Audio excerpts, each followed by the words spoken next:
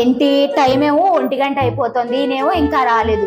ఇల్లంతా సర్దమన్నారు. ఈయన వచ్చేటప్పటికి ఇల్లు సర్దలేదనుకోండి నా పని అంతే. బయట ఎండ వాయించేస్తోంది. ఓ పక్క మా ఆఫీసర్ ఏమో మధ్యాహ్నం భోంచేసి వెంటనే వచ్చేయాలన్నాడు. దీనికి పొద్దున్న వెళ్ళేటప్పుడు చెప్పాను, ఇల్లంతా నీట్ గా ఉంచు మధ్యాహ్నం నేను వచ్చేటప్పటికి అని. ఏ పని దీనికి సరిగ్గా చేత కాదు. లుంగి ఏంటో, రిమోట్ ఏంటో, పుస్తకాలు ఏంటో, పెన్నులు ఏంటో, అంతే. ఈ వీళ్ళు మారరు. ఏంటండి దేనికి అంత గట్టి గట్టిగా అరుస్తున్నారు? నేను నీకు పొద్దున్న ఆఫీస్కి వెళ్లే ముందు ఏం చెప్పాను? ఏం చెప్పారు? ఇల్లు సర్దమన్నారు. ఏంటి ఇదంతా? అవును, అదంతా సర్దాని ఒక ముక్కేగా మిగిలింది. ఓ పక్క మా ఆఫీసర్ గారు గోల. ఏంటి? మధ్యాహ్నం 2 వచ్చి భోజనం చేసి వెళ్ళండి. బయట ఎండ చూసావు ఎలా ఉందో. నేను వెళ్ళను.